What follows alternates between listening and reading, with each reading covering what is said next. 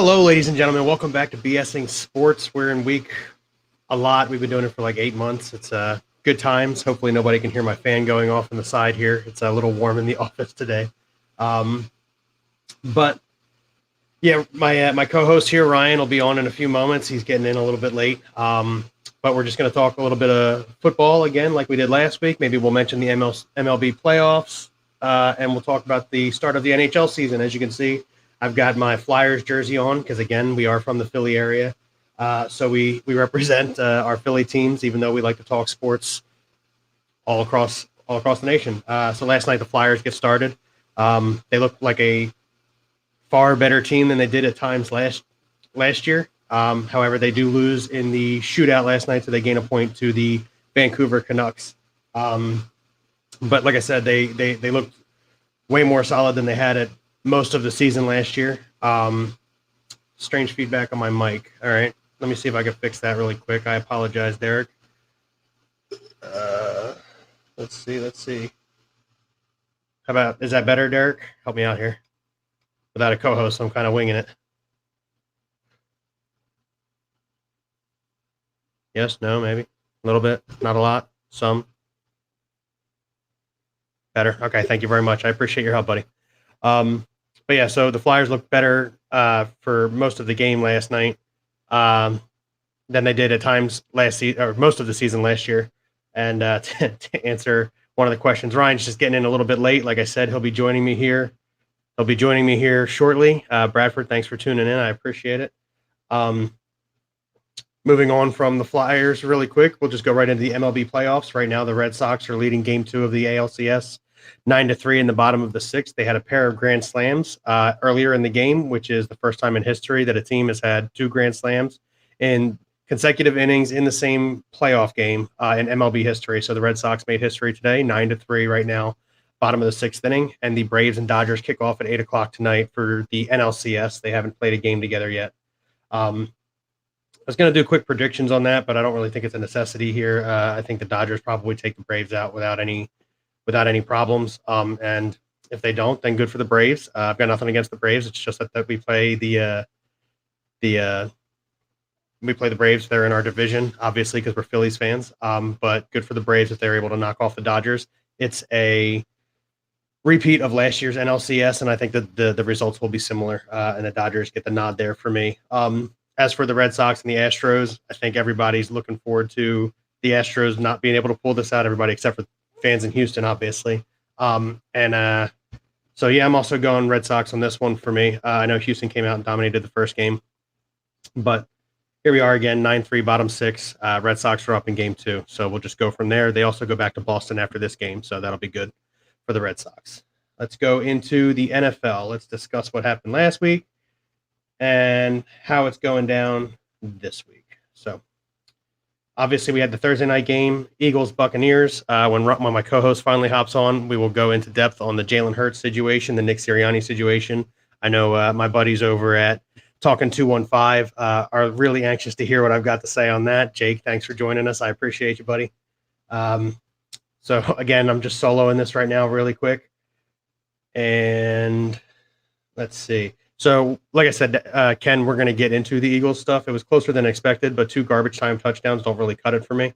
But again, we'll get into that once Ryan gets on. Going over the games last week, we already discussed the Rams-Seahawks game. We did that last week because we did the podcast on Saturday. Obviously, the Thursday night game had already happened.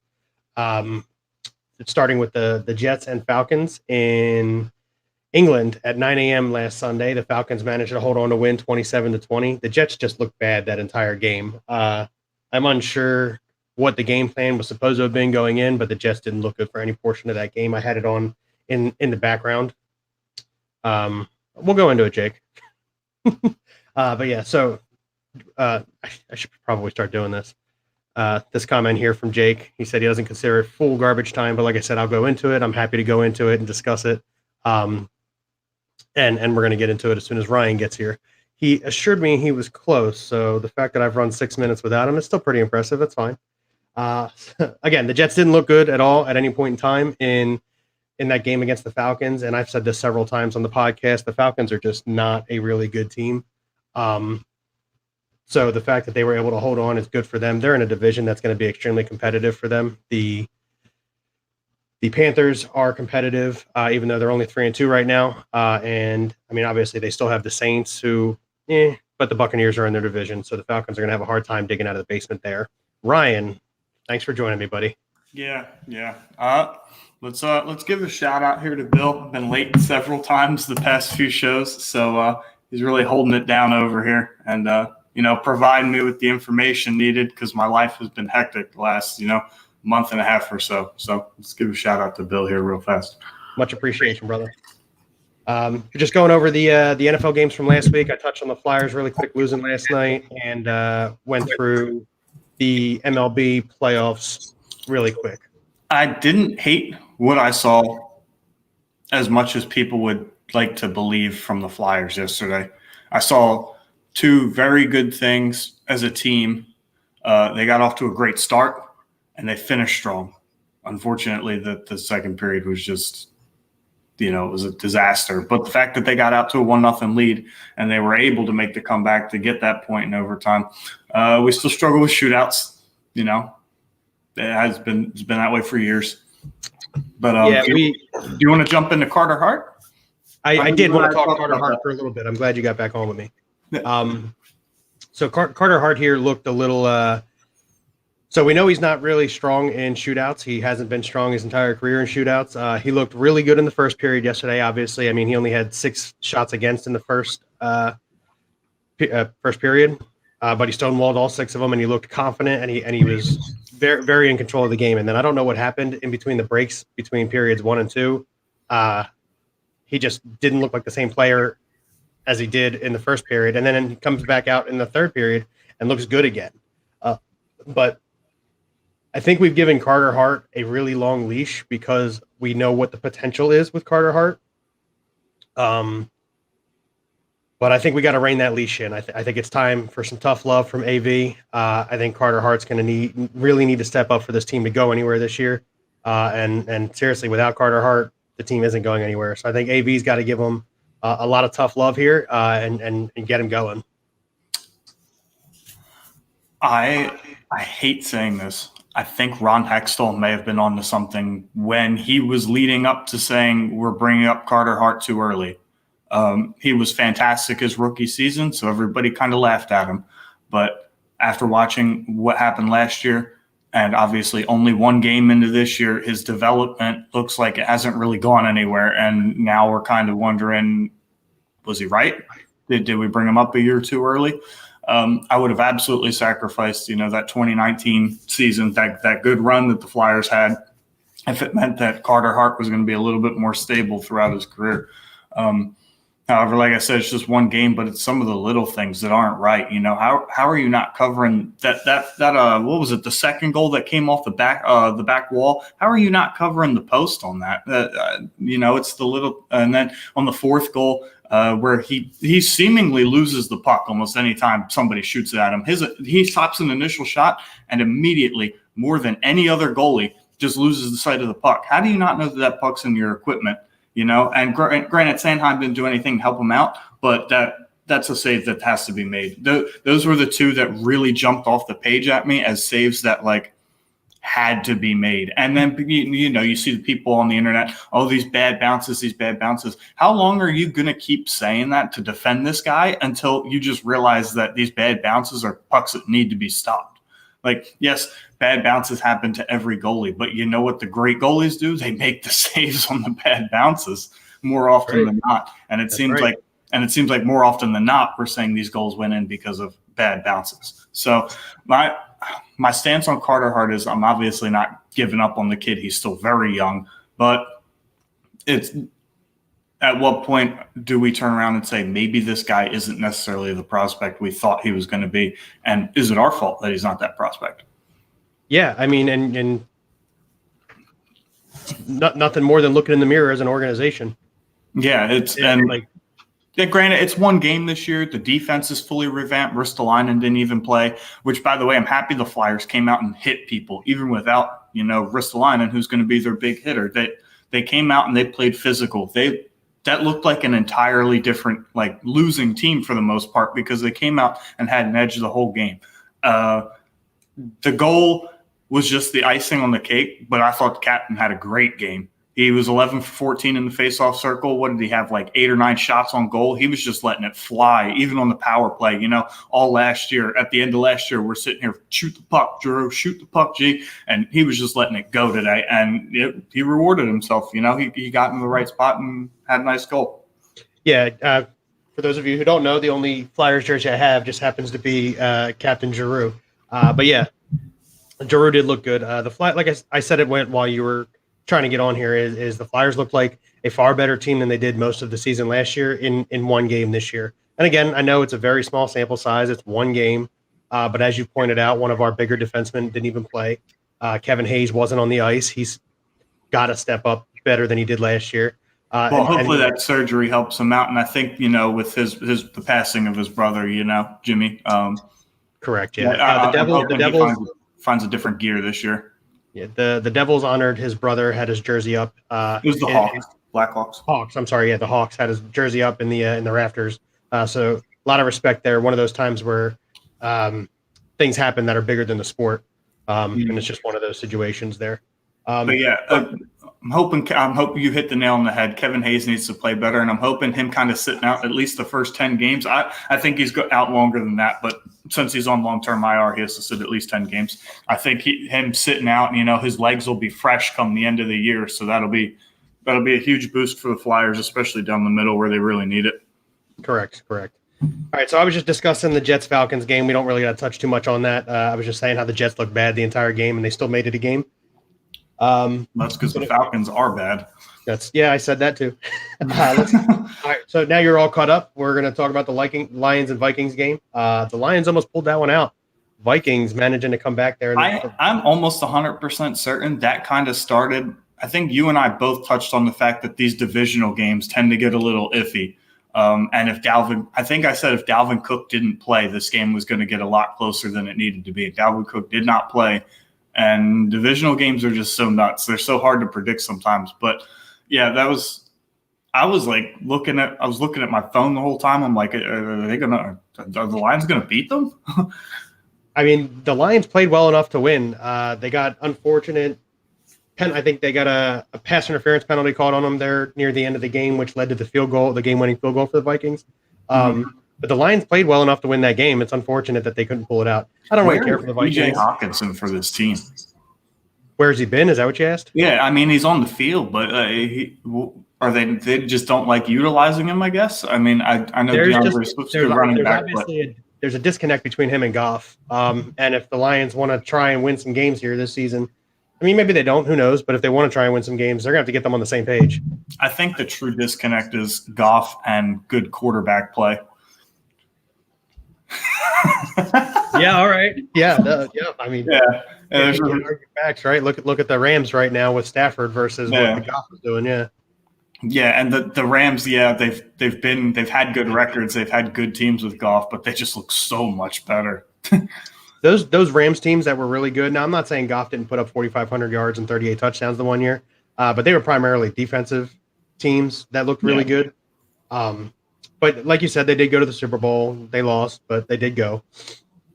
I think that's kind of where they realized, like, okay, Jared Goff's not that good. Like, if you remember that game, people will say it was a defensive battle. I remember Goff overthrowing Robert Woods and Cooper Kupp on slant routes like 6 times. I'm like, these guys are wide open. You just can't hit them.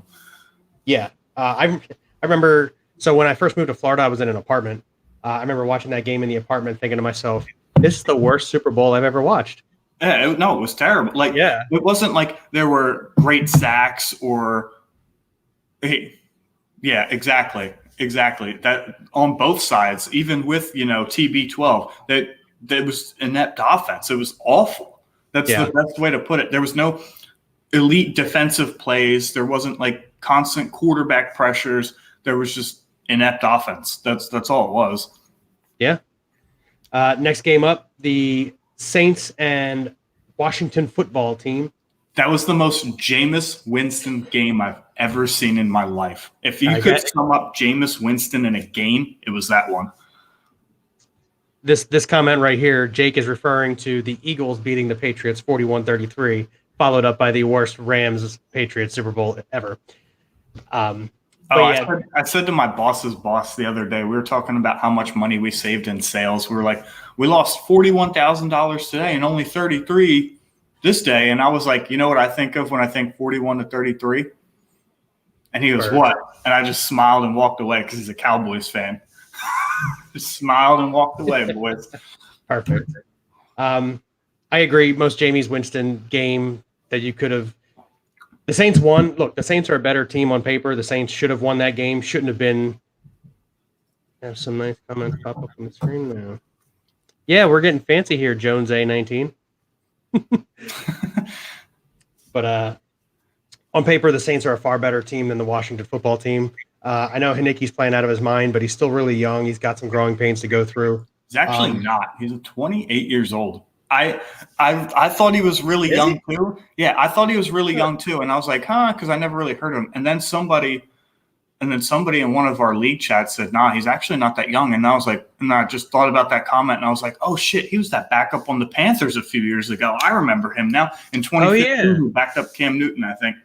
That's right. You're right. Okay, yeah, he's been in the league a little bit, but they still somehow managed to make this a game. The Saints got a touchdown there at the end that made the score look a lot different. But prior to that, it was a 25-22 game, 26-22 game, whatever it was. It was a close game. Washington made it close. That first interception that Winston threw was a nice play. It wasn't a great throw, but it was also a very nice play by the defender. I think I don't remember who the receiver was. I think it was Deontay Harris, had about 5 yards on the cornerback, and that ball was terribly underthrown. But then the very next play, he comes out and throws that 73-yard bomb for a touchdown. Yeah, he's like an enigma that nobody can figure out. Nobody in the NFL can figure him out. None of the analysts can figure him out. Is he good? Is he bad? Like, he's having a great year so far. 12 touchdowns, 3 interceptions, though. 2 of them were in that game, so. I mean, to say, maybe he's improved, maybe that eye surgery finally helped. But, yeah, that one game kind of looked like, vintage Jameis Winston, where it's like 2 touchdowns, 2 interceptions, lots of yards. Saints move on to 3-2. Question about that game since we're bringing that up.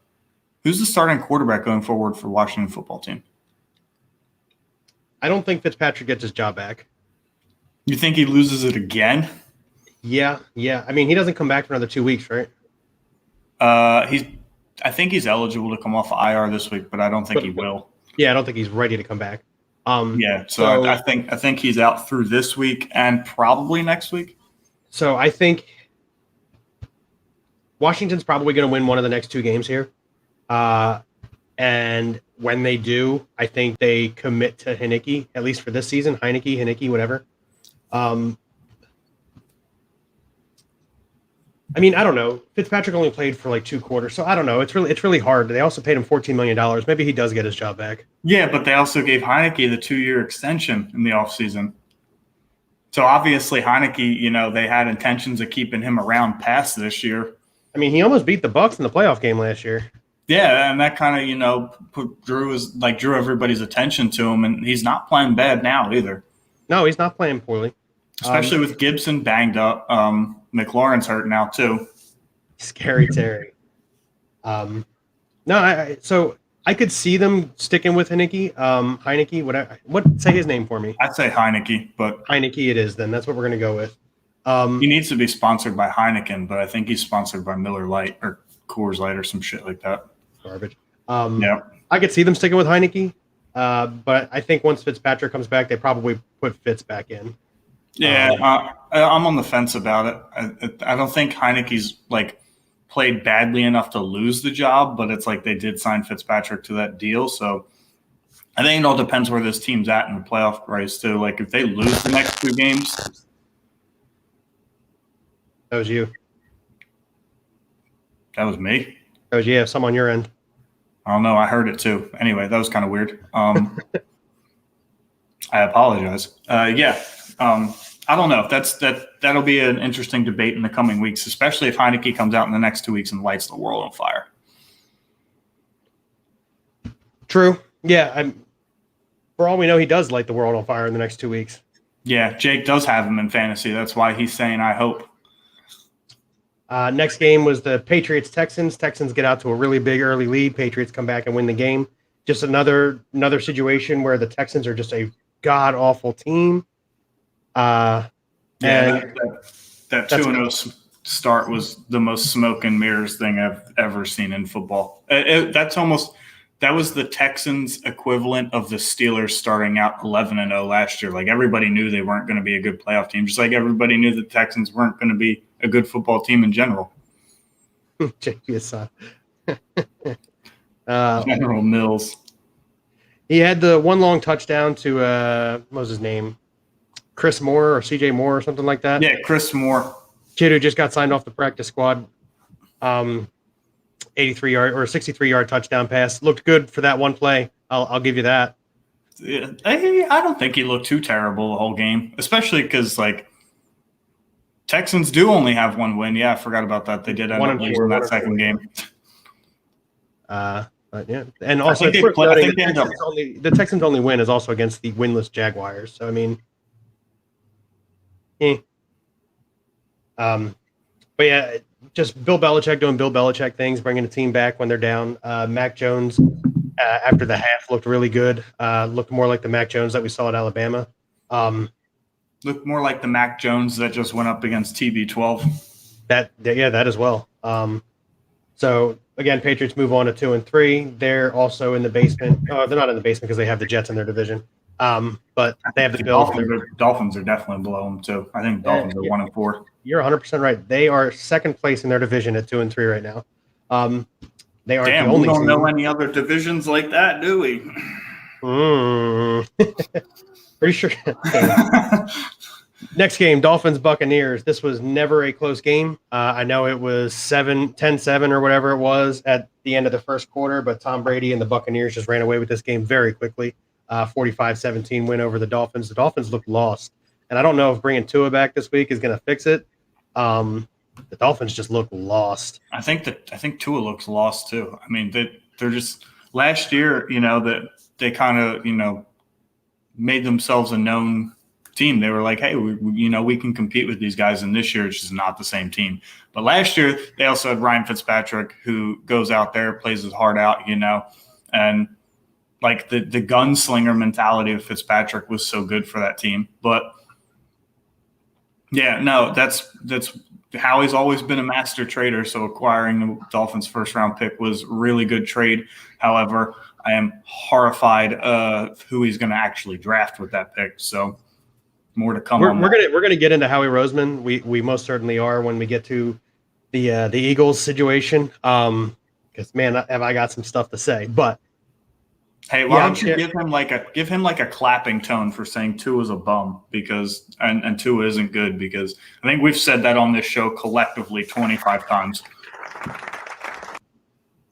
Tua is terrible, and I think everybody knows that.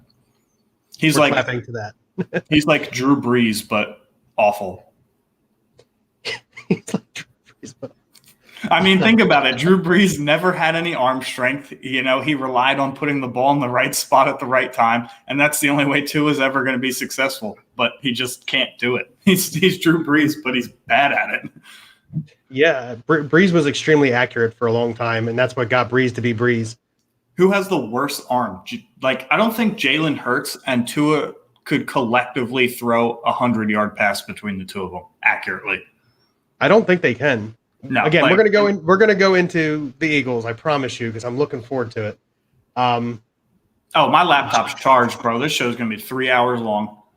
So Jake just popped up with this question right here. And is there a third option of literally anyone else on the planet? I'll give an honest answer. I would probably take Jalen Hurts over Tua Tagovailoa. Gardner Minshew. There's your third option, Gardner Minshew. Minshew mania, baby. Bring on the porn. What if he's the quarterback of the future for the Eagles? What if we suck so bad they bring him off they activate him for a game and he's the quarterback of the future for the Eagles?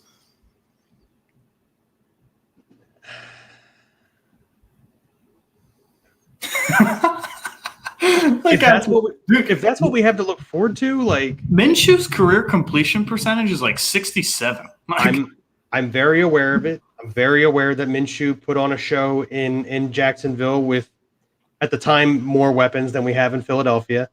I would say Devontae's better than all of them. I would say the Eagles have better weapons this year at this point. Because I would put Rager up against those guys down there. I want to get into the Hurts thing. I do. I want to talk Eagles. I promise. I want to talk Eagles. Let's go. Let's do the rest of last week's games really fast. 3-1 Bengals take on 3-1 Packers. Packers come out with a field goal kick in overtime that was the best bad game I've ever seen in my life. 6 missed field goals in a row, right? 6? Something best bad game I've ever seen in my life. That was terrible. Both teams missing tons of field goals to end the game. Finally, Mason Crosby. I feel like he had a game like that a couple years back where he missed a whole bunch and then hits the game winner and then he's fine.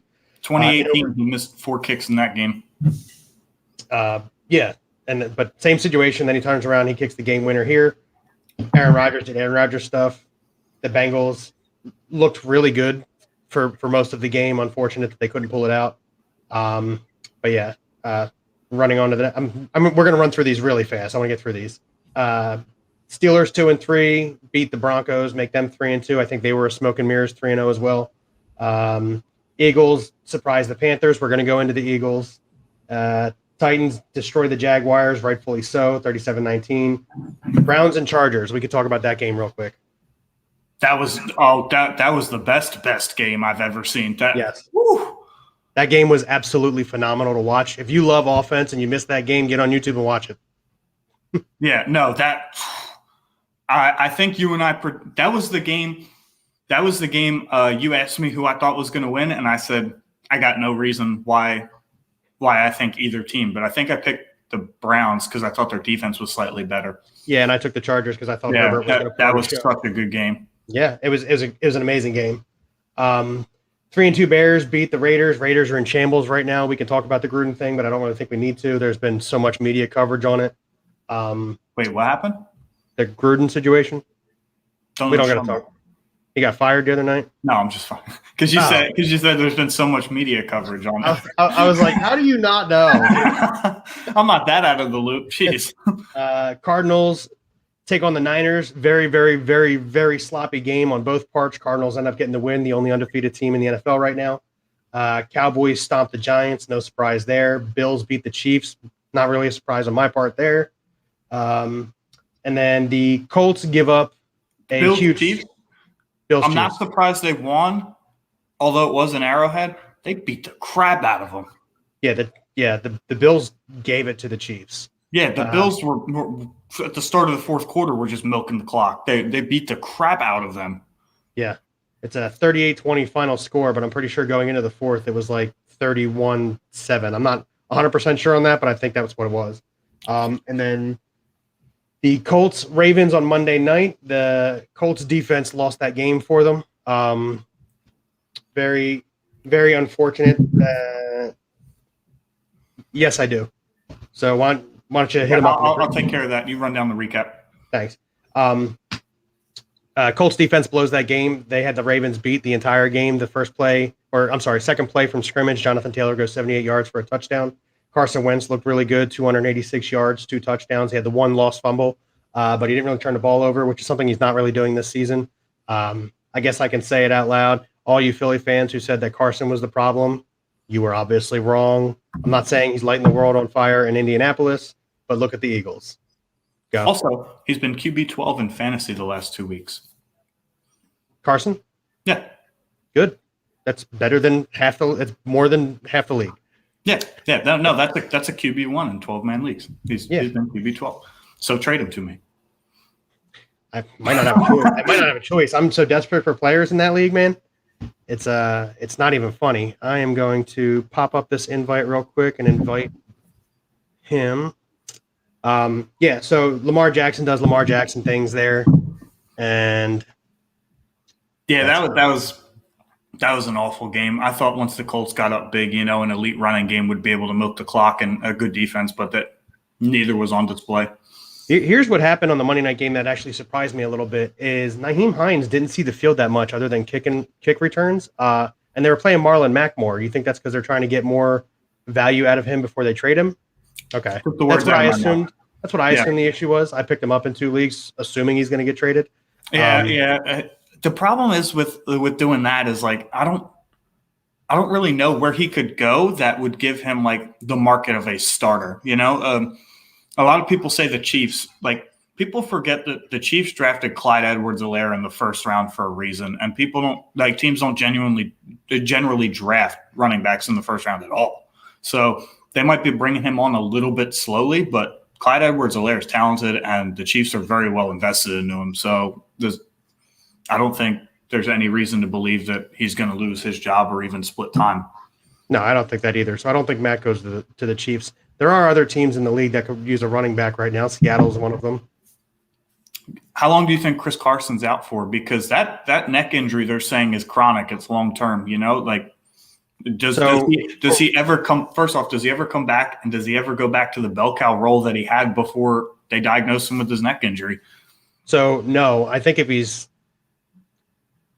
think you got to look out for your health, man. So if I'm Chris Carson, I think, unfortunately, I'm probably hanging him up.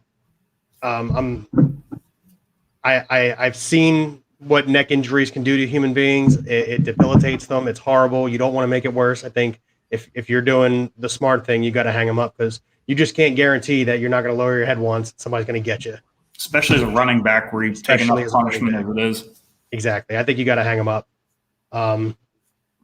That's where I'm at on that. To answer your question, Ken, never. Like that's literally not going to happen. No, they'll wait till he gets to free agency. 0% chance. All right.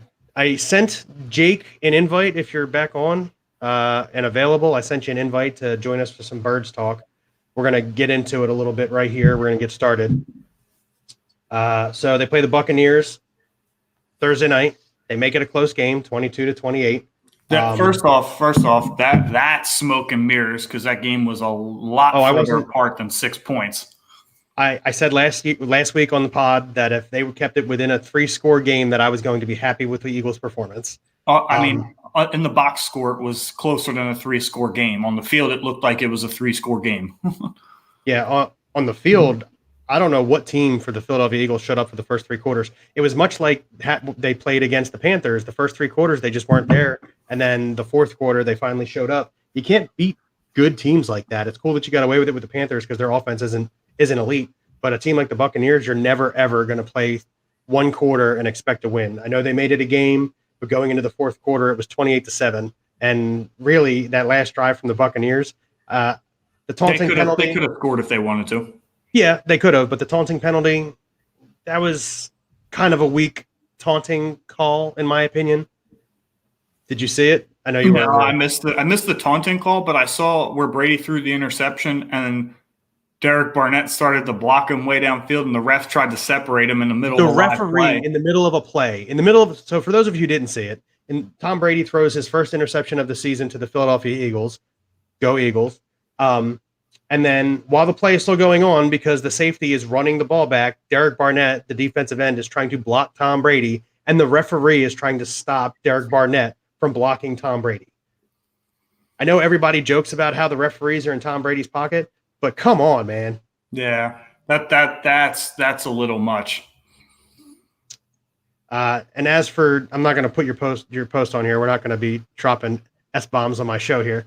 But my dad said it's a BS call on the taunting. Again, I know they're really cracking down. Officials are really cracking down on taunting. What happened was who was it? It was Avery. I know that. Yes. So Avery makes a good tackle on Leonard Fournette, who had been running the ball all over him all night long. Makes a good tackle. They're out of bounds. Avery gets up and he's nodding in his face as he's backing away. He didn't push towards Fournette. He didn't put his hands on him. He's just giving the, hey, yeah, man, I made a good tackle, and he's backing away, and he got called for a taunt. I get you're cracking down on taunting, but that's a little ridiculous, especially in such a tight ball game at that point, because the Eagles had made it a game at that point. They scored on their last 2 possessions. They drove down the field easily on those last 2 possessions. And then all of a sudden, the Eagles get called on a really bad taunting call that ends up eventually costing them the game, because at that point it would have been 3rd and 8, and maybe you make a stop, you get the ball back, you go down the field and have a chance to score. But from an officiating standpoint, that call and then the interception, referee stopping the block, Like, you, I'm an Eagles fan, but I'm a sports fan.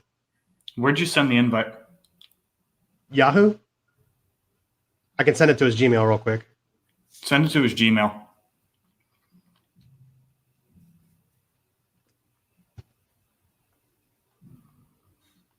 Sent. But you, as an officiating crew, like, come on, man. You can't make it that obvious that you're going out of your way to help. Yeah. You know what I'm saying? And I want to wait till Jake gets on to talk about, more in depth what I think about what the Eagles are doing right now. But this is just. I sent it to both of his things. Yeah, jakebiasato@gmail.com. Yeah, if it didn't send, tell him to text me directly where I'm supposed to be sending it. Definitely not jakebiasato@gmail.com. Don't nobody need to know your email. But so what happened on Thursday? Oh, really quick. Hey, ladies and gentlemen, thanks for the screen thing. Yeah, I'll fix it. Thanks. There you go. Ladies and gentlemen, Jake Biasato from Talking 215. As you guys know, I've been on their show. Ryan's been on their show. They've been on ours. What's up, Jake? How you doing? Oh, just happy to be on, gentlemen. I'm loving the show so far, and I was ecstatic when I got the invite. Yeah. We wanted to bring you in, talk Eagles with you before I kick you back off. Perfect. Now let's get down to business. What was the biggest problem you saw Thursday night, Jake? The biggest problem we saw on Thursday night was the offense. Simple and put, it was the offense. You could look two different ways. It was play calling as well as Jalen Hurts. You saw Jalen Hurts against the Chiefs secondary, which was terrible, look like an all-pro quarterback. So a lot of people had high expectations going up against a very depleted Buccaneers secondary, which also lost Richard Sherman very early in the game. That Jalen Hurts was going to also look very good in that game, and he looked pitiful, arguably his worst game as a professional. Yeah, when you miss Zach, so there were a couple of plays very directly that I'm Zach thinking. Ertz already. Don't bring it up. He missed Zach Ertz on an out route. Ertz had 4 or 5 steps on a defender. This is the second week in a row he's just missed Zach Ertz. Third week in a row, forgive me. He just missed Zach Ertz. Now he's going to miss him forever. For those of you who don't know, Ertz was just traded to the Cardinals yesterday morning. His press conference was extremely emotional. It actually jerked at my heartstrings a little bit. Zach Ertz, phenomenal Eagle, will be an Eagle for all time. Anyway, so Hurts misses Ertz. On that play, he underthrows Kez Watkins severely on one play and then overthrows him on the following play. And look, I very, very adamantly am not saying Nick Sirianni deserves a pass here because he's not calling great plays. He's not doing things the way that I would do them, but I'm obviously not an NFL coach. But you need to run the ball more. In the fourth quarter, Miles Sanders showed you on 3 consecutive carries that you need to give him the damn ball. It's not complicated. Yeah. Give him the football. But anyway, so I'm not giving Nick Sirianni a pass. However, Nick Sirianni looks phenomenally better if Jalen Hurts hits Zach Ertz on an easy out route, if he hits Kez Watkins running down the field, if he hits Jalen Reagor in the chest on a 3rd and 10 and not throwing the ball 4 yards in front of him. Like, these are things that the play call looks better if it's completed. So you really got to look at the quarterback play in that scenario. And in that scenario, Hurts is not getting it done. I know we want to see a full season out of him, but I'm very quickly losing leash for Jalen Hurts, in my opinion, because he came out and looked phenomenal against the Falcons. He came out and looked phenomenal against the Chiefs. But those are 2 out of the 6 games they played this year, and he has not looked good in other games. There's a very specific reason he came out and looked very good against the Falcons, and it's not because the Falcons are terrible. It's because they ran the ball 31 times, not 1 time at the half. Imagine that. Yeah, imagine that. The game you scored the most points, you passed 35 times and ran with your running backs 31. I don't even think that included the times Jalen Hurts took off by himself. A balanced offensive attack is effective. Who would have thought? Did you see Nick Sirianni's press conference where he said he wants it 75% pass? Did he say that? He said that. His presser after the Ertz trade was probably the worst public speaking he's done since his first presser to being announced as a head coach. He was asked about do we know what the identity of the offense is? He repeated the question 3 times. Do we know the He identity of the offense? No, we don't know. We don't know. And then he said, no. That's the question. Wouldn't we like to know? No, we don't know. We're getting there. Or do we feel like we have a better idea than we did week 1? Of course. Do we feel like we have a better idea than we did after week 4? Yes. But we're just trying to get better each week and put our guys in the best position to succeed. I mean, but are you though? He's not. I could play Madden with this team better than he can coach it. No, it's ridiculous. And to go back on Jalen Hurts really quick before too much on Nick Sirianni, it's funny. You watch him on intermediate passes almost always overthrow the person. And then on deep balls, it's always an underthrow, or at least over 80% of the time an underthrow. So you're like, bro, we've talked about this on Talking to Him 5 plenty. Like, not only are you not putting your players in the best position to succeed, but you don't have the right players to complement each other. Jalen Hurts isn't a Peyton Manning, Aaron Rodgers, a pocket, like worrying about hitting people right in stride kind of a quarterback. He's a guy that's going to rely on bigger bodied go up and get it guys because he doesn't have that accuracy. So when you have a wide receiver core full of short speedsters that rely on timing routes, hitting them in stride, catching them with their momentum going forward to be able to capitalize the most, and you have a guy that over the past couple weeks has completed just over 50% of his passes, it's not going to be successful. So I got in this debate with somebody a little while back on the internet. I was talking about Jalen Hurts' lack of arm strength, which should now be very well documented that at this point he cannot throw an average NFL deep ball, let alone a good one. And somebody brought up the stat, he had the second fastest time, ball out of hand behind Justin Herbert in the draft class. I'm like, those velocities are 2 very separate things. I can throw a great deep ball and not throw very hard, and throw very hard and not throw a very great deep ball. Like Matthew Stafford has a very great deep ball. His velocity, isn't necessarily proportional to it. It's still good, but it's definitely not as good as his deep ball. Those are 2 very separate things that very few quarterbacks have. Like Herbert has both. He can let it fly. He's got the arm strength to get it out fast. He's got the arm strength to get it out deep. Hurts does not have that. So that's why on these intermediate routes, you probably see him overthrowing these dudes because he does have that velocity that he needs to learn to rein in, whereas he just doesn't have the strength to throw it deep. They're 2 very different things. And this is why teams start drafting unpolished quarterbacks with arm strength. Mahomes was not an elite talent at Texas Tech. Believe me, I watched a lot of his games, including the shootout with Baker Mayfield. Matthew Stafford completed 57% of his passes in his career in Georgia.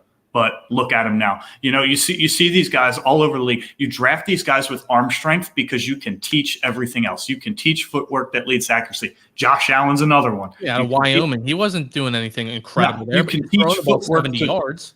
You can teach footwork and playbook reading, and you can teach mechanics to fix accuracy. You cannot teach arm strength, and it's a very hard thing to develop as a growing person because that involves getting stronger, and that's hard for grown men to do. So this is going to be a problem. In today's NFL, you got to have a quarterback with some kind of arm strength. That's why Josh Allen was drafted in the top 10, even though he went to a smaller school and couldn't complete a pass if his life depended on it at the time. Like this is the NFL now, and it's scary. Even Lamar Jackson has like an average NFL arm. I take Lamar Jackson's arm over Jalen Hurts any day of the week. And the crazy thing, you're talking about him having arm velocity, but not necessarily strength. The crazy thing is he doesn't seem to know when to use it. Like you'll see him like that Goddard drop. It was a bad drop. He should have caught it, but he's firing a short range missile at the guy with nobody within 5 yards of him. Like he will pick and choose when he is just going to absolutely sling it at somebody. Then when he really could just get away with floating it right in on him and dropping it in a basket from 5-10 yards away, but he's throwing it as hard as he can. I don't know. Yeah, you're spot on. He has velocity. You can see it on these short to intermediate passes. And then the last thing that I want to touch on with that is all we heard in training camp was he looked good in the joint practices, but like when he was playing against our own defense, you saw plenty of reports when he was like, he didn't look that great. He's been better, but he's got a great deep ball. The biggest thing we were hearing out of training camp was, oh, his deep ball looks great. Nick Sirianni talking in his press conference, man, he can throw a great deep ball. And we haven't seen it once in the regular season. Yeah, except for the Quez Watkins, what is it, like 90-yard? 91-yard. It was a 97-yard drive that resulted in 0 points. Yeah. The red zone offense struggles are an entirely separate thing that we need to talk about because, it happened in the Kansas City game several times, and it's going to that can also kind of go back on play calling, though. When we had the ball at the half-yard line and we called 3 plays from shotgun, when we have a guy that I've said this exact line plenty of times can squat a Volkswagen, just put him under center and rush it in, because that was something that was extremely underreported, was the fact that we wasted over a minute when we had the ball at the half-yard line and we ran 3 Chip Kelly plays from shotgun to be able to – we ended up getting a touchdown, but we wasted over a minute where if we just rushed to the line, Jalen Hurts sneak right up, I can almost guarantee you it would have resulted in the same 6 points, and it would result in a minute and 15 seconds more on the clock. Yeah, so here's my take on the whole situation, the Sirianni and the Hurts situation. And I said it in that quick little debate I had with you and Scooter McGill yesterday on Twitter. They're just trying too hard. I think Sirianni is trying way too hard to mimic the success that Doug Peterson had with Carson Wentz in his first season. He's trying too hard to try and make that happen with Jalen Hurts. And Jalen Hurts is just trying too hard. He's in his own head, and it's clear that he's in his own head. On RPOs, he's holding the ball too long. Until the fourth quarter on Thursday night, he just didn't want to take off. I don't really know what that was about. If you have the legs, you can squat a Volkswagen, as you just pointed. Use your legs. If you don't see your first 2, you're not the quarterback that can check progressions. You're just not. If your first guy's not there and your second guy's not there, you need to run. End of story. And Sirianni's got to start telling him that. He's got to be in his ear. Listen, you're not the kind of quarterback that's going to sit in the pocket. I shouldn't be making you throw the ball 50 times a game. You need to first progression, second progression, go. Don't wait. Yeah. Don't try and check down to a running back because they're waiting for you to check down to the running back every single play. These quick screens that Sirianni is calling to the wide receivers, they're unlike your defense. They're playing up against the line. They're going to be able to beat that every single time, and they're showing it. Sirianni is trying too hard, and Hurts is trying too hard, and that's how I feel about it. And go ahead, Jake. I just want to touch real quick when you're saying he went, going through your first progression and your second progression. What we saw the past couple of weeks was improvement from weeks 2 and 3, where he was really staring people down. But I feel like this last game, he reverted right back to it. I mean, he looked nervous out there, and you saw multiple times where his eyes never left his main target, and the defenders just crashed right in on him and were able to break it up. Multiple times there was pass interference that just didn't get called. But either way, the officiating has been terrible for years now, and this year is right there up in the top of the worst officiating seasons of all time. But you can't rely on getting the penalty. You need to be able to look defenders off. That's a big part of being a quarterback. Yeah, I absolutely agree with that. And the lack of usage with Miles Sanders and Kenny Gainwell, Gainwell, one touch for Gainwell is ridiculous. Yeah, no. Yeah. So if I am Nick Sirianni, here is exactly what's happening. I'm making sure that my running backs touch the ball 30 to 35 times a game. I'm using Sanders between the 20s, and Gainwell gets my 2-minute offense and anything in the red zone. The dude, watch the dude run. You want to talk about Hurts can sneak a yard? Give this guy the ball to 1. Yeah, 5'9". He'll destroy his own offensive lineman trying to get in the end zone. And he's got hands. He's been extremely effective catching the ball out of the backfield. Yeah, and when you have that, it's an asset. My old man said it here about Sanders. And look, I'm of the firm belief that Sanders is one of your 2 best offensive players. And he needs to get the football, and I agree with that. However, like you said, 2-minute offense, catching the ball out of the backfield is a huge deal, especially in a 2-minute offense. And Gainwell has shown that he can do it. So the fact that he only got 1 touch the entire game against a beat-up secondary in Tampa is atrocious. That's play calling, and that's the quarterback play, and I get that. And again, I'm not giving either of them a pass. They've both been crap. But we've been saying both shows. BSing Sports has been saying it. Talking 215 has been saying it the entire season. Put your players in a position to be successful. Do what they are good at. Get Devontae Smith on these quick slants. Let him create space. Get Jalen Reagor on these quick slants. Let him create space. Quez Watkins, let him run down the field. and hopefully Jalen Hurts doesn't underthrow him by 45 yards. Like these are things that you need to be doing with these players. Miles Sanders, okay, so he ran the ball 3 times in the first half and only gained 18 yards. But look, when you keep giving him the football, he's able to try and create space and get a 23-yard run, a 13-yard run, an 11-yard run, back to back to back. And these are the things that he can do when you put him in a position to be successful. So Nick Sirianni, I'm talking to you now. Put your players in a position to be successful because you're not right now. Jalen Hurts, I'm talking to you. Quick progressions, take off. That's where I'm at. Yeah. Mike Vick. Yes. A play that can go deep, throw it earlier. Like he seems to wait way too long to pull the trigger on a lot of these plays. I mean, I'm no Joe Buck, Troy Aikman fans, but even they were really pointing out and were pretty insightful with it, saying like, man, it looks like he sees that the guy's breaking, but he wants to wait until he's already got 3 yards of separation. Then he underthrows him, and those 3 yards close real quick. Here's the other thing I noticed about Jalen Hurts. He's already playing shotgun 5 yards back on the center. When he catches the ball, he takes another 5-yard drop. Big drop. What is? And rarely ever steps up. It's always step out. So, yes. so the deep drop back I was reading, smaller quarterbacks tend to do that. Drew Brees did it a lot because it helps you. Mike Vick did it a lot too because it helps you see over your offensive lineman better the deeper you drop back. They were good at getting the ball out. It helps when Jalen you Hurts have a is really not. weak arm too, you know. Yeah. Giving up 5 yards. But like so those guys were good at getting the ball out. Jalen Hurts is not. Yeah. So again, as a coach, the coaching staff needs to be having him in the film room right after the game. As a matter of fact, put it on the little Microsoft Surface after he does it and gets sacked for 14-yard loss. Like these are things that you cannot be doing if you want to be successful in the NFL. So, like I said, I know Jake, you're saying he needs to get a full season. I'm saying if the Eagles come out of the next couple of weeks without at least 2 or 3 wins, that Minshew mania talk might really be heating up. No, it's hard. It's hard not to because like Ryan pointed out, he has a high career completion percentage. He does have a relatively strong arm. The guy's proven to be a winner on some bad teams. He's mobile too. And Minshew's like Heineke in the sense that he can low-key run. Minshew's rookie season was right there, if in certain areas better than, and I'm not saying he's better than or even close to this player, but his rookie season, you look at the raw numbers, he was right there or better than Kyler. I'm also not very high on Kyler as an NFL quarterback, but that's kind of a hot take.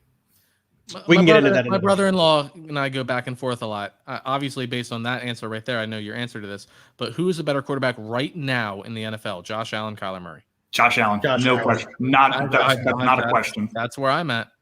That's not a question. I do off, think it's Josh Allen, but there is arguments to say that Kyler Murray is a top 3 quarterback. Josh Allen is everything that. Well, yeah, he can be a top 3 quarterback, but in every ranking ever, he's always going to be behind Josh Allen. I agree. I'm with you. It's Josh Allen. If he's top 3, Josh Allen's top 2. If he's top 5, Josh Allen's top 4. Like, there's nobody that watches football that could rank Kyler Murray ahead of Josh Allen. I concur. Oh, I think Josh Allen is better, and I would take him if I was starting a franchise. I would take him over Kyler Murray. Bigger guy, same mobility, bigger arm. Not same mobility. Still mobile. Kyler's still more mobile than him. Should we bring up the rushing stats? If you got him. I mean, it's not – I'm right. We're all just arguing for the same point. I'm just saying I think it's a little bit closer than – All right, here's one. I think – probably Mahomes. I think – but it's close. It is. Yeah, that one's closer than the previous question. Yeah, that one's closer than the Kyler talk. And it's nothing against Kyler Murray. I know Ryan's not sold on him. I do like him as an NFL quarterback, but he's not on the same level as Josh Allen. The Allen or Mahomes conversation, just based on what they've done, you'd have to go with Mahomes. But their overall ability, I'm probably taking Allen. See this, I'd probably say overall ability, I'd take Allen, but it's tough because Andy Reid did such a good job breeding Mahomes and puts him in the best position to be successful based on his skill set. You know, that's hard. It's kind of like, okay, I mean, we all know Andy Reid's a genius with quarterbacks. Like he turned Donovan McNabb into wine basically because Donovan McNabb was never going to be a good quarterback without Andy Reid. Let's face it. But I hate that statement. I really bring that statement back up. Yeah, so I'll hit on it before you do. Ryan and I have discussed this several times. That's the wrong one. Not that one. Yeah, several times. How the quarterback does not complete. It's a full team sport in the NFL. Yes, the quarterback is the most important position. However, the Bills' defense beat the crap out of Patrick Mahomes. Josh Allen had nothing to do with that. Josh Allen just did his part on the offense. Yeah, when the Raiders beat the Chiefs last year, is Derek Carr better than? A hurt Patrick Mahomes in the AFC Championship game last year because he had that nasty ankle injury without his starting tackles. Which team played in the Super Bowl? Patrick Mahomes. If we're going off of it like that, I don't care that they just beat him in Week 5. They beat him in the AFC Championship game last year. I watched the Chiefs play in the Super Bowl, not the Bills. Which is unfortunate. I would have rather have seen the Bills Super Bowl this year. It'll be interesting. So, question for you guys: How legit is the 5-0 start for the Cardinals? Relatively. Yeah, I'm gonna say that it's not smoke and mirrors like the Broncos 3-0 start was, the Panthers 3-0 start was. I'm saying the Cardinals are a legit team. 5-0. They haven't done it by beating all pushovers either. They went into SoFi Stadium and took it to the Rams. Didn't just beat the Rams; they took it to the Rams. Yeah, and that's a divisional game that they walked in there and did that with, just wiped the floor with them silly. So I don't think it's a smoke and mirror situation like the others. I'm way more confident in the Cardinals than I am any of those other teams that started out really hot like they did. Do I think that they're the cream of the crop in the NFC? No, but I don't think it's a smoke and mirrors 5-0. That's the hardest thing about football is like it's all one game. Yeah, Josh Allen whooped up on Mahomes or whatever. It's one game. That doesn't necessarily mean that Josh Allen's a better quarterback or that anybody would rather have him. But, in this one particular Sunday, Josh Allen, outplayed Patrick Mahomes and the Bills beat the Chiefs. Any given Sunday. Jake, what's your take on the Cardinals? Good team. Overall, well-balanced team. Very, very well-balanced. Yeah, Cliff Kingsbury's doing good stuff.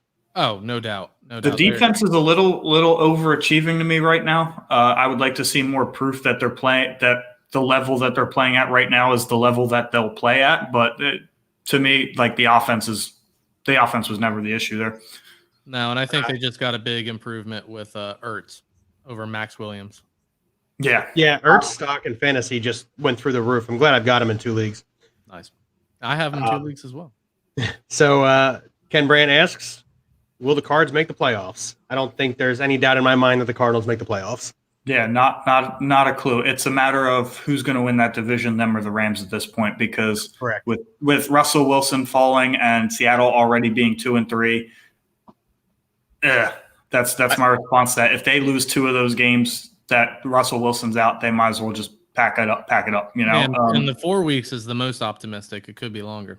Well, fortunately for them, one of the weeks is a bye. So, they have their bye week in 4 weeks. So he'll come off of IR on the bye week if he's, healthy enough to return. But,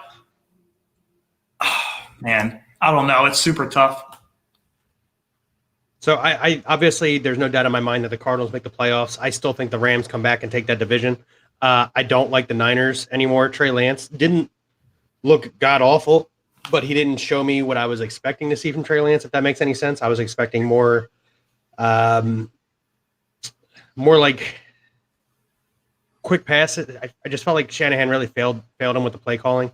I'll be interested to see what he does with a full week to prepare with him being the quarterback, and in a couple weeks seeing how he really works with the offense and works with the number one. So I'm not. Yeah. I still think Trey Lance is very talented, but he didn't overly impress me. No. True. He looked average. He didn't look bad. He didn't look terrible. He didn't look great. He's fine. Touching back on the Zach Ertz situation again. I know I briefly went over it a few minutes ago, but that's not a throwaway statement that I made, that his stock goes up in fantasy. Zach Ertz stock goes up everywhere by going to the Cardinals. Kyler Murray is a significantly better quarterback than Jalen Hurts is. That offense is running on all cylinders. I know they had a bad game against the 49ers, but they still won. And I go back to my previous statement that I just made. Cliff Kingsbury is doing great things in Arizona, things that Nick Sirianni are not doing in Philadelphia. So Zach Ertz, I know he was really sad to leave Philadelphia. He wanted to be an Eagle for life. I wanted him to be an Eagle for life. When the report came out 2 days ago that it was rumored that either Goddard or Ertz was going to be traded, I was hoping it was Goddard. But that's just because I'm to a flaw. I was loyal to Zach Ertz. Now, obviously, I know Goddard has talent, and I get that. Let's throw that part of the conversation out. But Zach Ertz went to a team that is going to make the playoffs, that is going to push in the playoffs, and they have a legitimate shot. I was happy to see him go to a contender. Exactly, and they have a legitimate shot at trying to make a Super Bowl run. So great for Zach Ertz. And like I said, he's going to be targeted. He's a significant increase over the guy they had there. Mike Williams, you said? Max Williams. Max Williams.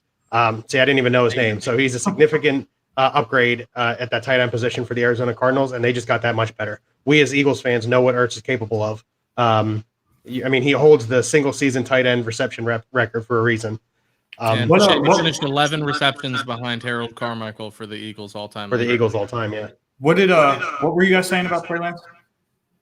He didn't impress. Yeah, he didn't impress. That's all.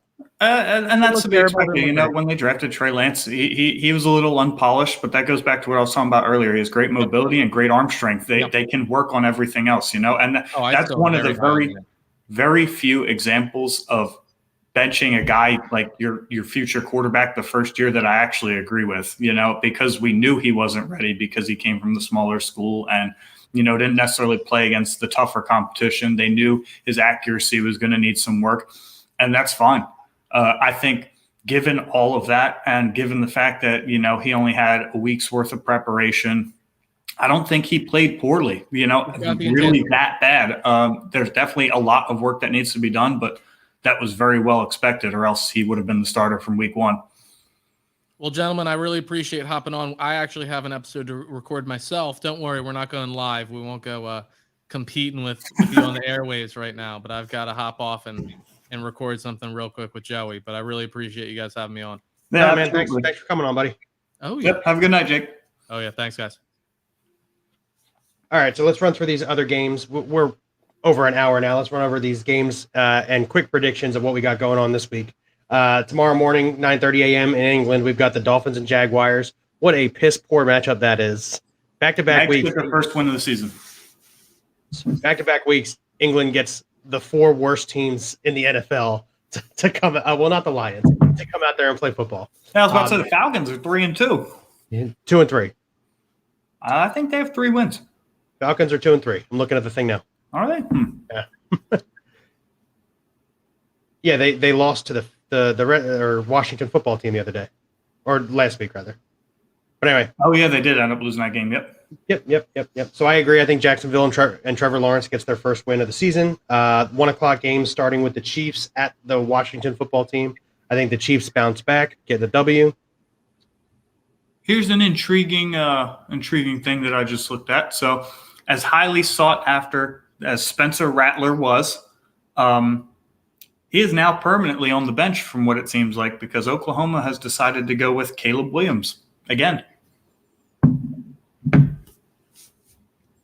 The projected number 1 overall pick pre-college season rankings finds himself riding the pine. It doesn't mean that he won't be a high draft pick. It can't really be a high draft pick if you don't play. I understand. Especially with as bad as he looked. He really did look bad against who did they play last week? Texas. He looked really bad. And Caleb Williams deserved to come in that game, especially the way Caleb Williams performed and brought them back to victory. He deserved to get the start this week, and hands down, he desered to get the start this week. Right now he's 6 for 6, 86 yards and a touchdown. So it doesn't look like he's ready to give the former number 1 prospect his job back. Where was I? Chiefs. Yeah, Chiefs, Washington football team. I got the Chiefs. What do you got? Chiefs in a much closer game than anybody would have anticipated at the start of the year. The Rams at Giants. I don't think that's a close game at all. Rams by at least a touchdown. I'm going by 10. Rams by 10. I think if it was a home game, I'd give them a little bit more, but going in on the road. And the Giants have played competitive football this year. I'd say Rams by 7. The Giants are really banged up. I know Daniel Jones is playing, but with Barkley out, it's a completely different offense. Not to mention Barkley hasn't really impressed me even when he's played. But when he's on the field, he's something to watch. Yeah, sure. Now they'll take their eyes off Devontae Booker, which is why he scored 2 touchdowns in relief of Saquon Barkley. I think he scored more touchdowns in relief of Saquon Barkley than Saquon Barkley has all year. Barkley's got 2 touchdowns. Does he? I know he only has 1 for sure. 1 receiving, 1 rushing. Texans Colts. I think Colts get their second win of the season. It's in Indianapolis. Like we already pointed out, Carson Wentz hasn't been playing poorly. What was supposed to be an elite defense in Indianapolis has looked god-awful all season. So I got the Colts getting their second win of the season. Actually, the Colts have a string of games against bad teams here. They could start pushing back if they play well enough and get back in this division race. That's pretty bad for Eagles fans to hear, but yeah, it is. But right now where we sit, we've got like the 2nd, 3rd, and 4th overall picks in the NFL draft next year. The Lions go 1, and then I guess the Jets would be in there too. But with the Dolphins and Colts pick, not to mention the Eagles are bad, we're looking really solid for 3 top 10 draft picks. Well, it's still early, so if the whole season plays out that way, I'm totally okay with 3 top 10 draft picks. Oh yeah, I mean, I'd be nervous during the draft as to how he's going to do, but if we only win 5-6 games this year, I'm not convinced Howie comes back. I don't know. We've been saying that for years. I mean, I get that, but here's my whole thing together. Carson Wentz does bring the Colts back, and they make a push for the division. He plays really well this season. Jalen Hurts continues to be disappointing. And then you're in the market for another quarterback after you traded an MVP caliber quarterback. I think Jeffrey Lurie maybe opens his eyes at that point. I know Howie's supposedly like a second son to him, but Howie has been extremely disappointing as a general manager. He's great at getting contracts done. He's great at like making money out of nothing. He's wonderful at contract negotiations, and he could stay in the organization to do that. But as a general manager and assessing talent, he's dog water. Yeah, he should not be making personnel decisions. It's just terrible.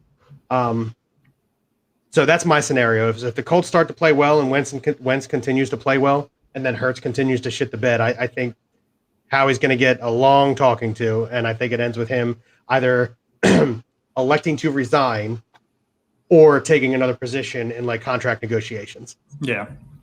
So that's my scenario. Bengals Lions. I don't think this is a close game either. Bengals probably come out and win by at least a touchdown. Yeah, I'd say the same. Packers Bears division rivalry game in Chicago. The Bears haven't looked terrible the last couple weeks. Justin Fields played a pretty good game manager role last year, or last week. Yeah, I agree. I mean, Aaron Rodgers is still Aaron Rodgers. So I got the Packers going into Chicago and winning by 3. Oh, yeah, 3-6, somewhere in that neighborhood. All right, game of the week for me, Chargers Ravens, 4-1 at 4-1. It's in Baltimore. So because it's in Baltimore, I unfortunately am still taking the Chargers because it's fortunate for me. But it's a close game. I got them winning by 3. After needing, heroics last week to win the game, I'm gonna like Carson Wentz, and the Colts offense is one thing. The Ravens are not stopping Justin Herbert's offense. If the Browns didn't do it, the Ravens aren't doing it. Give me the Chargers by 7 on the road. By 7 on the road. Okay. I got them 3 on the road. Really bad Vikings team against a not much better Panthers team in Carolina. I got the Panthers. Cook back, CMC not. Give me the Vikings. Okay. Cardinals 5-0 at Cleveland Browns 3-2. I believe this is the first loss of the season for the Cardinals. The Browns are coming off of that shootout with the Chargers. They looked really, really good. And now Arizona's got to go. Browns if Kareem Hunt plays. I thought it was announced that he was playing. I haven't seen that yet. Is he playing? Because I saw he was questionable. I saw earlier a report that said he was playing. Okay, then yeah, give me the Browns. So I got the Browns giving the Cardinals the first loss of the season. That's actually no, it's not. I'm sorry. Scratch that. Next game, the shambled Raiders visit the Broncos. I got the Broncos coming out on top here. Yeah, new head coach and probably a whole bunch of scheme changes and whatnot. Go ahead and give me the Broncos as well. America's game of the week, which again I disagree with. Cowboys, Patriots. Cowboys going to Foxborough. Go ahead. Pats. Yes. I agree. Pats. Bill Belichick is still Belichick schemed Tom Brady's offense to 19 points. I think Mac Jones does just good enough. Yeah, I'm with you there. Sunday Night Football, the beat-up Seahawks against the aging Steelers. I picked first last game. I'm going to say the Steelers because Geno Smith, I know he looked really good in relief last week, but that's not the quarterback he is. So I'm going to go Steelers. Seahawks. Okay.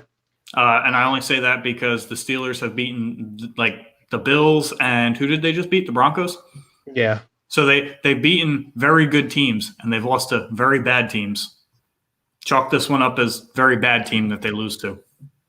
And then the Monday night game, we got the Buffalo Bills visiting the Tennessee Titans. The Titans, I think we talked about this last week. The Titans have not looked like the Titans from last season.